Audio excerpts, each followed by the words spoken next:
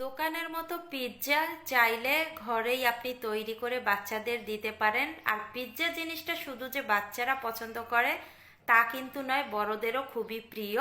আজ আমি খুব সহজভাবে দেখিয়ে দিব কিভাবে পিৎজা তৈরি করবেন আর কালারটাও কিভাবে নিয়ে আসবেন দোকানের মতো। প্রথমে আমি 1 কাপ ময়দা নিয়েছি, আর আটার চেয়ে ময়দাটা নিলেই কিন্তু বেশি ভালো হয়। স্বাদ মতো দিয়ে দিলাম লবণ, আর ছোট চামচের 2 চামচ দিয়ে দিলাম চিনি। তারপরে দিয়ে দিলাম 1 টেবিল চামচ ইস্ট। আর এই ইস্ট যদি আপনার ঘরে থাকে তাহলে আপনি এই ইস্ট দিয়ে কত রকমের খাবার তৈরি করে যে খেতে পারবেন। শুকনো উপকরণগুলো ভালোভাবে মিশিয়ে নিয়েছি। এখন কুসুম গরমের চেয়ে একটু বেশি গরম জল দিয়ে একটা ডো তৈরি করে নিব। অল্প অল্প করে জল দিয়ে মাখিয়ে নিয়েছি আমি। মাখিয়ে নেওয়া হয়ে গেছে। এখন একটু চ্যাপ্টা করে আমি রেখে দিচ্ছি। এবার উপর দিয়ে একটু সাদা তেল দিয়ে দিচ্ছি যেন উপরটা ড্রাই না হয়ে যায়। এখন আমি একটা ঢাকনা দিয়ে ঢেকে 1 ঘন্টার জন্য রেস্টে রেখে দিব। আর এই 1 ঘন্টার মধ্যে আমি বাকি কাজগুলো করে ফেলবো। এখানে আমি মুরগির মাংস নিয়েছি, তাতে দিয়ে দিলাম আদা বাটা, রসুন বাটা, গোলমরিচের গুঁড়া, আর দিয়েছি স্বাদ মতো লবণ আর অল্প পরিমাণে একটু মরিচের গুঁড়া। আর মাংসগুলো আমি ছোট ছোট করে কেটে নিয়েছি। সবগুলো উপকরণ ভালোভাবে মিশিয়ে আমি 20 মিনিটের মতো রেস্টে রেখে দিব। এবার 1 ঘন্টা হয়ে গেছে। 1 ঘন্টা পরে দেখেন এই ডোটা ফুলে ডাবল হয়ে গেছে। এবার আবারও কিছুক্ষণ মথে নিতে হবে।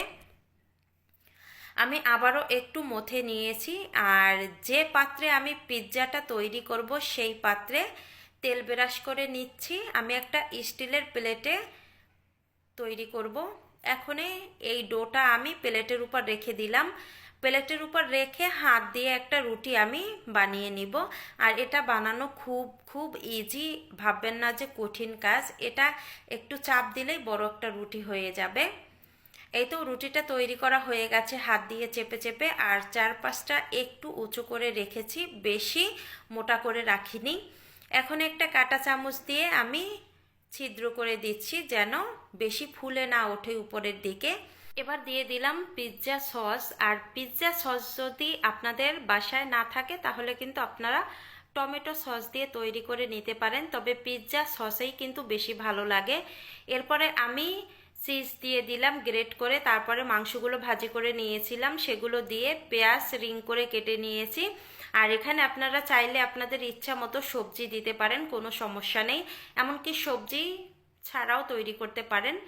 এই তো চিজ দিয়ে এখনই দিয়ে দিচ্ছি অরিগানো। আর অরিগানোটা দিলে পিৎজাটা খেতে কিন্তু বেশি ভালো লাগে। এটা যে কোনো সুপার শপে পেয়ে যাবেন। এরপরে উপরে দিয়ে দিলাম চিলি ফ্লেক্স। এরপরে যে চুলায় চলে আসলাম।